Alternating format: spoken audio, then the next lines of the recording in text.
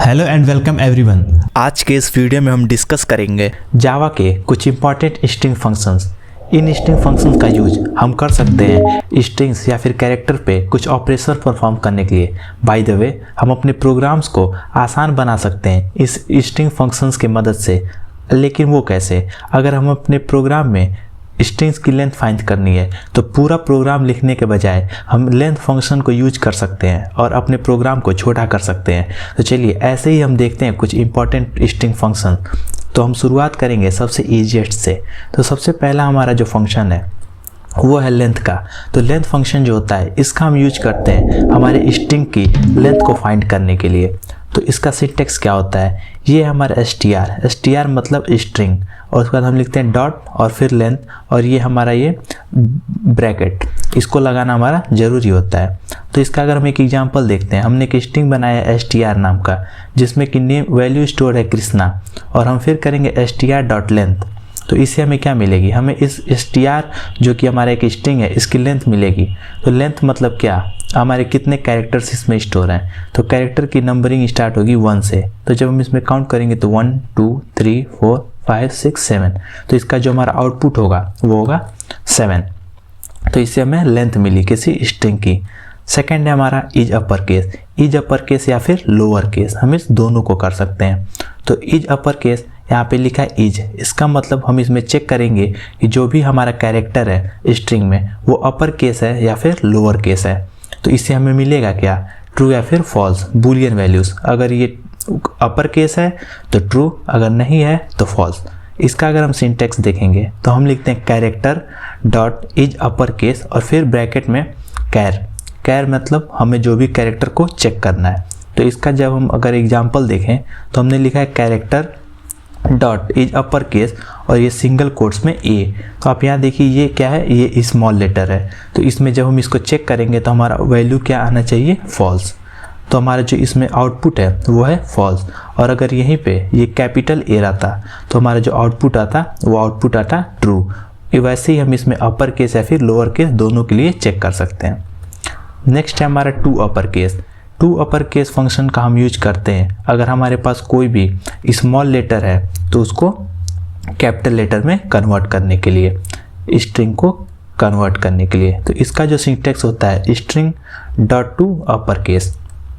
इसका आप एक एग्जांपल देखिए, हमारे स्ट्रिंग है str नाम का, इसमें भी वैल्यू स्टोर्ड है कृष्णा, और हम फिर क्या करेंगे str dot to upper case. ये str यहाँ पे जो वेरिएबल है जो कि स्ट्रिंग टाइप का है। तो इसमें क्या होगा? ये जो भी स्ट्रिंग है ये सारे के सारे वैल्यूज इसके कैपिटल लेटर में आ जाएंगे। तो KRI से लेकर A तक हमें पूरा कैपिटल लेटर मिलेगा। तो ये आउटपुट देखिए, ये है कृष्णा, वो भी पूरा का पूरा कैपिटल लेटर में।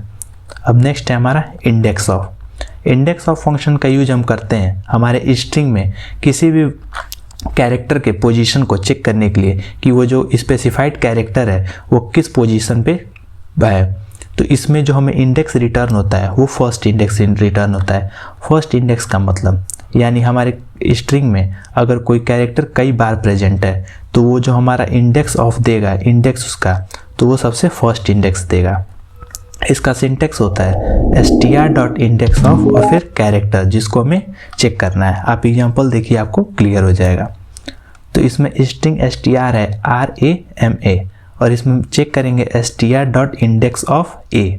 तो a को हमें चेक करना है कि a की इंडेक्स क्या है। तो आप देखिए a इसमें 2 बार प्रेजेंट है, एक यहाँ पे और एक यहाँ पे। तो इसमें हम इंडेक्स ऑफ में हमें कौन सा मिलता है? फर्स्ट वाला। तो इसमें फर्स्ट a कहाँ ऑकर हुआ है? यहाँ पे। इसका इंडेक्स कितना होगा? 0 और ये 1। तो हमें जो आउटपुट मिलेगा वो मिलेगा 1। ठीक, आपको इस एग्जांपल से ये क्लियर हो गया होगा इंडेक्स ऑफ। ये यहाँ पे इंडेक्स ऑफ में ओ कैपिटल लेटर का रहता है। फिर हम लिखेंगे सबस्ट्रिंग। सबस्ट्रिंग का हम यूज करते हैं अगर कोई हमारे पास स्ट्रिंग है और उसमें हमको उसका कोई पार्ट ऑफ स्ट्रिंग लेना है या फिर उसमें हमको छोटा स्ट्रिंग कर देना है, तो उसके लिए हम यूज करते हैं सबस्ट्रिंग फंक्शन को। सबस्ट्रिंग फंक्शन का जो सिंटैक्स होता है वो होता है स्ट्रिंग वेरिएबल डॉट सबस्ट्रिंग और इनिशियल इंडेक्स और फिर से लास्ट इंडेक्स। मतलब हम कहाँ से शुरू करके और कहाँ तक हमें वैल्यू को आउटपुट में लेना है।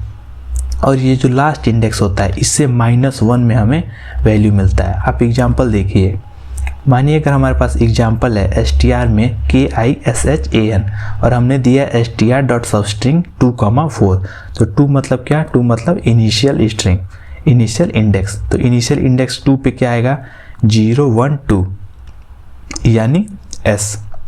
और ये जो 4 है, 4 से हमें क्या मिलेगा, -1 मिलता है। ये इसका एक रूल है कि लास्ट इंडेक्स से -1 तक मिलेगा। तो 4 से जब हम -1 करेंगे तो वो कितना हो जाएगा, वो हो जाएगा 3। तो हम 3 पे चेक करेंगे क्या आएगा, तो 0 1 2 3, 3 पे हो जाएगा हमारा H। तो हमें जो आउटपुट मिलेगा, इसमें आउटपुट मिलेगा SH, ये है हमारा आउटपुट। इसमें में सबस्ट्रिंग में आपको ये ध्यान रखना होगा कि जो लास्ट इंडेक्स होता है उससे -1 इंडेक्स तक हमें आउटपुट मिलता है, यानी 4 -1 तो 3 इंडेक्स तक हमें आउटपुट मिला है। अब नेक्स्ट है इक्वल्स। इक्वल्स को हम यूज करते हैं चेक करने के लिए कि अगर हमारे पास 2 स्ट्रिंग है तो वो इक्वल है या फिर नहीं। तो इक्वल से जो हमें रिटर्न टाइप मिलता है वो हमें मिलता है ट्रू। इसका जो सिंटेक्स होता है वो होता है str फर्स्ट यानी स्ट्रिंग फर्स्ट और डॉट इक्वल्स str2। इसमें होता क्या है कि अगर हमारा जो भी दोनों स्ट्रिंग्स हैं, अगर इसके जो भी कैरेक्टर्स प्रेजेंट है उसमें और वो दोनों के दोनों सेम होंगे और उनका केस भी सेम होगा, केस यानी अपर केस या फिर लोअर केस, कैपिटल लेटर या फिर स्मॉल लेटर, तभी हमें मिलेगा ट्रू। और अगर कहीं भी केस डिफरेंट है या फिर उसमें जो कैरेक्टर प्रेजेंट है वो डिफरेंट है तो हमें मिलेगा फॉल्स। तो इसका हम एक एग्जांपल देखते हैं। स्ट्रिंग str है, इसमें है राम, और स्ट्रिंग सेकंड है उसमें है RAM। ये देखिए वैल्यूज तो सेम है लेकिन इसमें केस डिफरेंट है, ये कैपिटल लेटर का R है और ये स्मॉल लेटर का R है।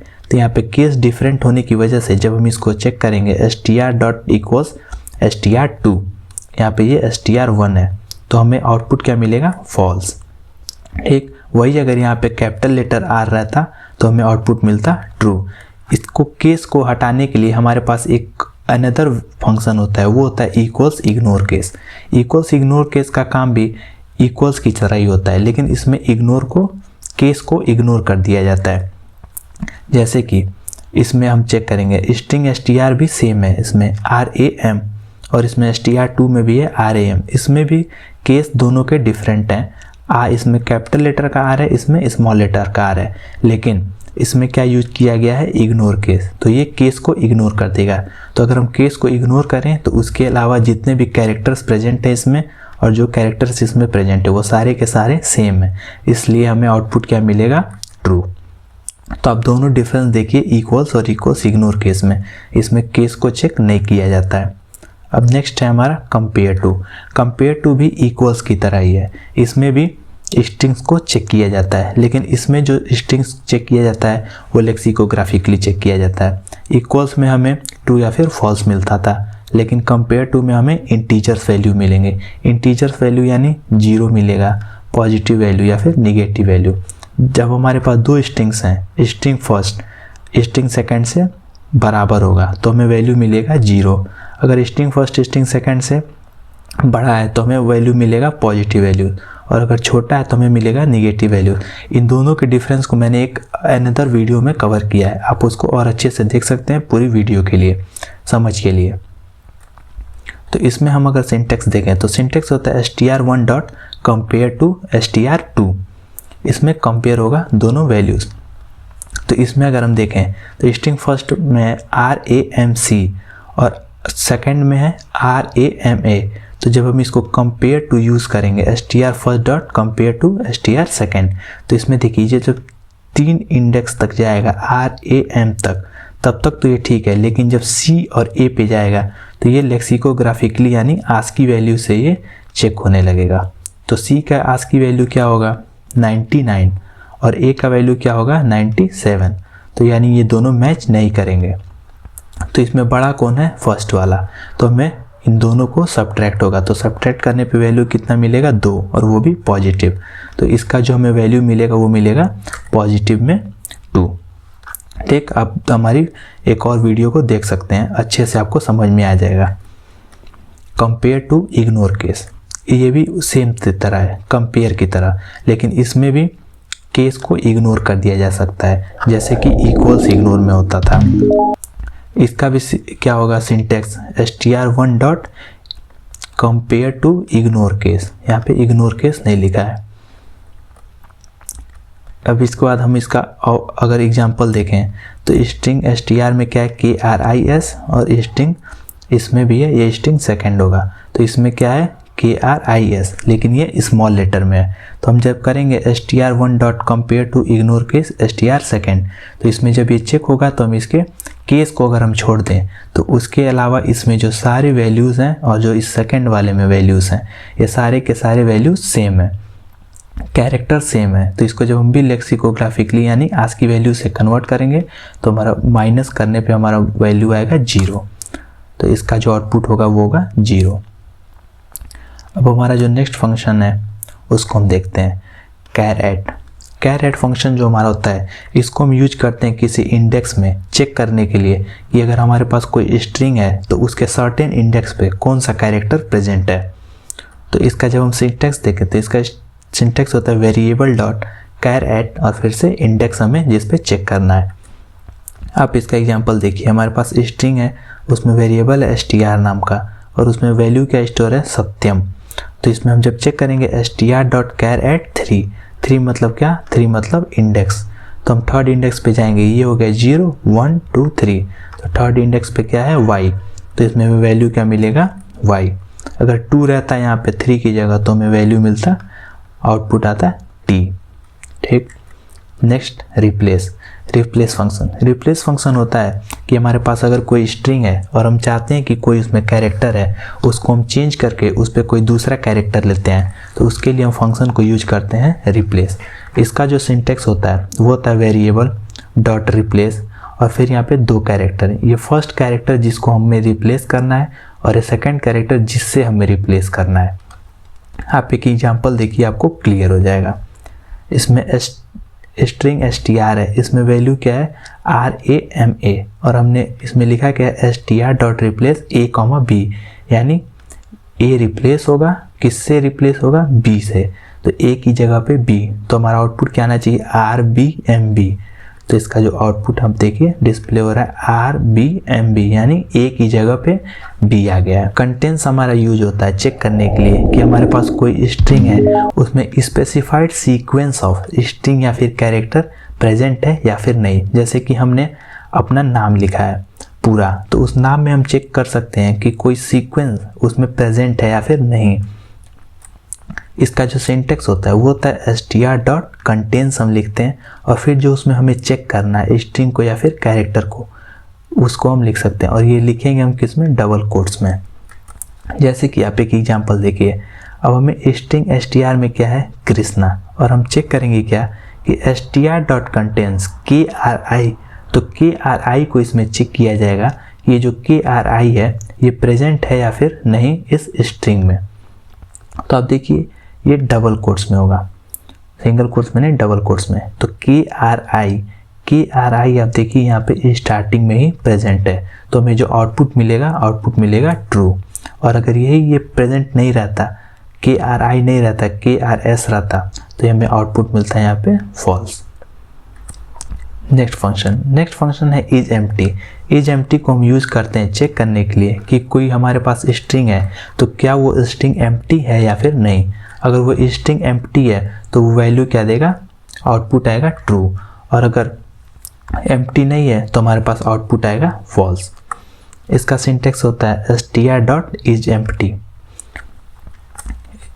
इसका आप एक एग्जांपल देखिए, एक स्ट्रिंग है उसमें वेरिएबल है str1, इसमें हमने स्टोर किया प्रिंस, और स्ट्रिंग सेकंड है इसमें बस हमने डबल कोट्स लगा के छोड़ दिया है। तो जब हम चेक करेंगे str1 डॉट इज एम्प्टी, तो str1 में तो वैल्यू स्टोर्ड है प्रिंस, तो ये एम्प्टी नहीं है, तो इसका क्या आउटपुट हो जाएगा, ये हो जाएगा फॉल्स। और str सेकंड को जब हम चेक करेंगे तो ये हमारा एम्प्टी है, तो इसका आउटपुट हो जाएगा ट्रू। तो आप इसे देख सकते हैं कि जब भी कोई स्ट्रिंग एम्प्टी रहेगा तो इज एम्प्टी हमें ट्रू दे देगा। अब नेक्स्ट फंक्शन है कॉन्कैट फंक्शन को हम यूज करते हैं 2 स्ट्रिंग्स को ज्वाइन करने के लिए। इसका सिंटैक्स जो होता है str first dot concat str second.